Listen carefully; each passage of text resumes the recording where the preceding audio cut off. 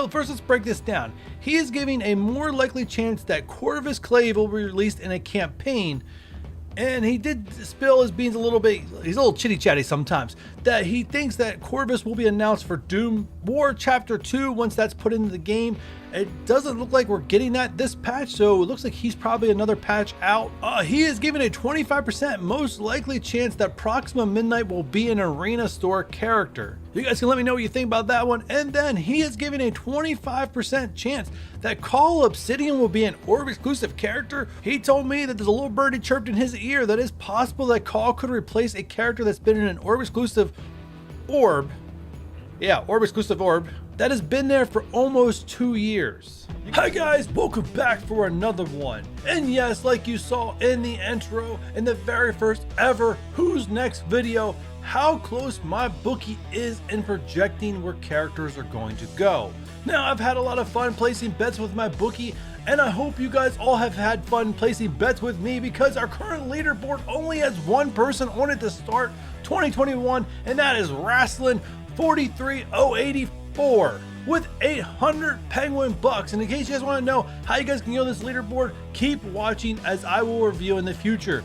And I hope you liked your shout out. Yes, I'm going to do a shout out in the intro for the top 3 every time I do this Who's Next video. Moving on, Call Obsidian was one of the farmable characters last month, or fountainable by the devs boast. But anyways, my bookie did, as of last month, give Call an 8-to-1 odds going Orb exclusive. And you guys have been following the series know my bookie has been slowly souring on the fact that Call would be Orb exclusive. And even though it's what he heard months ago, the longer the devs didn't pull the trigger on that, the more he was starting to think he was going to the War Store. But a nice switcheroo, Minerva to the War Store, him to Orb exclusive, and my bookie does have a pretty strong stance points when it comes to the War Store, which we will get into later. Swarm was also the other farmable character. I just grouped them together since they were announced pretty much back to back, didn't have time to do a separate video. Swarm had the second best odds last month with 5-to-1. He did go to the Arena Store, which was, I don't know, I guess the third best location. My bookie knew that they could pull someone in Arena, but even though Arena is not the favorite, as it's not the most out of the stores, it's one of the more recent ones that a character's been added to, so he was a little surprised that they put Swarm in Arena, but it is what it is. And as a content creator, we are already being asked the question, who do I farm out of the Arena Store as a new player, Swarm or Vulture? I don't know, ask me tomorrow, I'll see if I have an answer. So before we know who's next and their odds, it's always good to review who are all the characters up to be farmable. Now, currently the longest rating character in the game that's not farmable is Beast, released on July 23rd. This character surprised me that it's not farmable yet. I find this character could be what's best for new players as they make their way to the mid game and be able to pair with Phoenix as a good catch-up mechanic. Apparently the devs don't feel the same way, as Beast keeps getting the shaft. But moving on, Emma Frost was released August 2nd. Obviously, she's not going to become farmable probably this month, as she's in her last rotation, but she could become farmable shortly after this rotation's up. I don't know what the timeline is for them reworking milestone orbs into seasonal orbs, but when that happens, that's when Emma Frost is going to become farmable by the devs' definition, not by ours. So this month, probably not happening. Baron Zemo, August 27th, Electro, September 7th, and Scream, September 29th. Next up, She-Hulk, October 7th, Anti-Venom, October 19th, Stature, November 4th, and Ghost, November 12th. And the last 5, Yellow Jacket, November 20th, Shatterstar, December 8th, Longshot, December 17th, Yelena Belova, December 28th, and most recently, Red Guardian, January 5th. And these guys are currently all the characters that are labeled as unfarmable by Scopely's definition. And yes, and you guys have been watching this series from the beginning, you guys know this pool of unfarmable characters has been growing. Now my bookie did tell me something I don't know if I should share, so maybe I'll just put a little teaser in here. He says they are growing the unfarmable list because there is a new store coming very soon. Was that little birdie correct? I don't know, but it's time to get into the odds of the next farmable character in Marvel Strike Force. And let's kick this off with Emma with 50-to-1 odds. Yes, not very good. And like I said earlier, guys, if you want to place a bet, I will show you guys how to do that on my Discord here at the end. But it basically works out. For every dollar you would bet into Emma Frost, it would turn into $50. US dollars. I don't know if its exchange rate's the same everywhere. Just throwing that out there. But that's why we do Penguin Bucks, because my lawyers don't actually let you guys bet with real money. But anyways, pretty much set in stone. Not going to happen for campaign, blitz, raid, arena, or war store. Emma will be going to an Orb exclusive. He's heard nothing to contradict that's actually going to happen. More characters with long shot odds. You know, I almost thought about doing this, of how many puns can I put into this presentation. And if you guys would love me to fill this thing full of puns, you guys just let me know in the comments down below. I'll work on that. Anyways, all 4 of these characters have 25-to-1 odds. Most likely not going to happen. But in the event that one of these characters was named Farmable, here's where my bookie feels they're most likely to end up. Blitz and Raid Store 4-to-1. Campaign 6-to-1. War Store 7-to-1 and Arena 8-to-1 and Orb Exclusive 9-to-1. Obviously Arena, War, and Orb Exclusive all just got characters added, so the chance of that happening back to back very low. However, I'll get into the note about the War Store here in a little bit. Next up is Anti-Venom 12-to-1.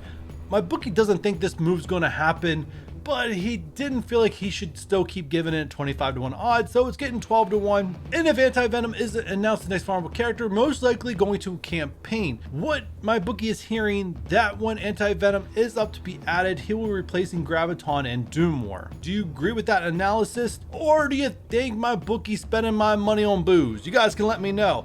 Next up, a War Store 4-to-1 for Anti-Venom, Raid Store 5-to-1 for Anti-Venom, 6-to-1 Blitz Store, 8-to-1 Arena Store, and 10-to-1 exclusive. Not going to happen in his opinion. Next up is Yellow Jacket 10-to-1 odds.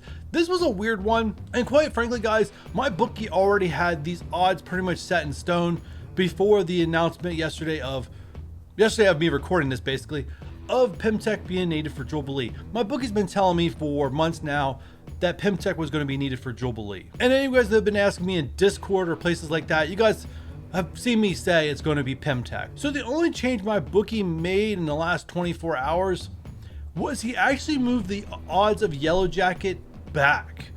He actually did have better odds before yesterday, and the main reason why he got moved back is because he got added in real-time arena, and he doesn't think making this character farmable is going to sell battle passes. Now, he doesn't think they'd make that big of a blunder that they would immediately put that character as the battle pass exclusive and then also add him farmable this month. But he has noted they have made worse mistakes in the past. Anyways, 10-to-1 for Yellow Jacket. Most likely, if announced farmable, he would go to the Raid Store. Next up would be Campaign 4-to-1. Blitz Store is 5-to-1 because my bookie does say the Blitz Store is one of the next stores that is up, but at the same time, he doesn't think they'll double down on Ant-Man and Yellow Jacket in the same store. 6-to-1 War Store, 8-to-1 Arena, and 10-to-1 Orb exclusive. Next character, SheHulk, 9-to-1. Yes, this character's odds were 7-to-1 last month, 9-to-1 this month. And if you guys were betting in my Discord last month, most of the bets I got were either for Beast, who was the favorite last month, or SheHulk. And the main reason we got so many votes for SheHulk, the main reason why my bookie moved her up in odds, was because of a dev blog post that said greener pastures closing out the dev blog, and a lot of people speculated that that was going to be SheHulk being announced farmable, literally taking green as the hint for the next character. Can't blame anyone for doing that, can't blame my bookie for doing that, but he has moved her odds back because he didn't believe she was going to be farmable. He just was worried that she was, and he didn't want to cash out a lot of money to people like me. 9-to-1 odds. The favorite spot for SheHulk if she comes: 3-to-1 Blitz Store, 4-to-1 Arena, 5-to-1 Campaign, 6-to-1 War Store, 8-to-1 Arena, and Orb exclusive 10-to-1. Not gonna happen. Moving on. Next character, Scream, 8-to-1 odds. Yes, Scream's moving up in odds. Soon we're gonna get these Symbiotes farmable. 3-to-1 to Raid Store, 4-to-1 to Campaign, 5-to-1 to Blitz, 6-to-1 War Store, 8-to-1 Arena, and 10-to-1 Orb exclusive. And a character that's moved way up in the odds list, Ghost. 7-to-1 odds. Like I said, the Pimtech announcement needed for Jubilee had no bearing on the odds of my bookie. Ghost was 7-to-1 24 hours ago, still 7-to-1 as of now. It's getting 3-to-1 in the Raid Store as the favorite location, 4-to-1 in Campaigns, another character that is speculated to take that Graviton spot and do more. And then at the third best odds, the War Store. Now this is where my bookie said, even though they just set Minerva to the War Store, he hasn't ruled out the fact that they're going to wait to add another character to the War Store. He feels the devs view this as, well, people don't have that many shards left to go on Minerva because she's been in the premium orb for the last 2 years. And once again, guys, you have to take into consideration, the devs look at the end game players, they don't look at the newer players. And that's the main reason why Bookie is concerned that they will add another character to the War Store sooner than what we would normally expect. But anyways, Blitz Store 6-1, Arena Store 8-1, and Orb Exclusive 10-1. And just a side note, in case this happens, as I do suspect that something like this could happen, if a character gets that Blitz Orb Exclusive like Domino currently, that is considered Blitz Store, not Orb Exclusive. Just want to clarify that in case you guys want to place bets with Penguin Bucks on my Discord. Getting closer and closer to that favorite, Baron Zemo's up next with 6-1 odds. The first time Baron Zemo's really up in the mix. Now Baron Zemo currently is favored for the War Store. Like I said, my bookie has a lot of unease with that War Store Minerva being added if the devs really seriously consider that being a new character added, as I'm pretty sure the rest of us do. But anyways, campaigns 4-1, raids 5-1, Blitz Store 6-1, Arena Store 8-1, and Orb Exclusive 10-1. Electro, yeah, I'm still using some of my old graphics, guys, get over it. Anyways, 5-1 on Electro, getting up there as one of the favorite characters to be released here in mid-January. 5-1 odds on Electro, campaign 3-1, Blitz Store 4-1, Raid Store 5-1, War Store 7-1, 10-1 to Arena, and 10-1 Orb Exclusive. Getting that very, very rare Arena just because Swarm was just added and they're on the same team and released around the same time. Next up, Beast 4-1. His location odds really haven't changed. He's still the favorite to go to the Blitz Store as there is no X-Men characters currently in the Blitz Store. 5-1 to campaign, 6-1 to go to the Raid Store, 7-1 to go to War Store, 8-1 to Arena, and 10-1 Orb Exclusive. In this month's highly favorited character to be the next announced Farmable is Stature with 3-1 odds. Currently the favorite location is the Raid Store because, once again, I said earlier, my bookie doesn't expect them to double up on Pimtech in the Blitz Store. But once again, Blitz Store is one of the next stores that is up, so he is giving 4-1 for Stature there in the Blitz Store, 6-1 for campaign, 7-1 for the War, 8-1 for Arena, and 10-1 Orb Exclusive. Alright guys, it is time for you to place your bet with my bookie. Can you nail the next farmable character and their location? If you would like to do so, this is how. All you need to do is join my Discord. The link to that is in the description down below. Now all you have to do is go to the video section, find who's next, place your bet, and then come here and then place the character you think is going to be farmable and their location. As simple as where you see Stature, Blitz. That's all you need to do and your bet is locked in. Now this will be open up until the point that a dev blog or a data mine says who the next farmable character is, and then this is locked. Also, recently they started a new trend that when a character is going to be announced farmable, they end up throwing a $4.99 offer in the store. So in the event that I see a $4.99 offer for a character that coincides with the same thing we currently see for Swarm, I will lock this and assume that that's going to be the next announced farmable character, as that seems to fit their pattern. So don't hesitate, get in your bet in if you want to enjoy having this fun or having your Discord name shouted out in the intro of my video. And that will only be for the Who's Next video and not for other videos that I do on my channel. So real quick, if you want to place a bet, you need to know how it works. Let's say you place a bet on the favorite character and favorite location, Stature in the Raid Store. If that is correct, you would get 300 Penguin Bucks for getting Stature correct. And then, because you got the Raid Store correct, you would get another 300, but I double it for the location, so you get another 600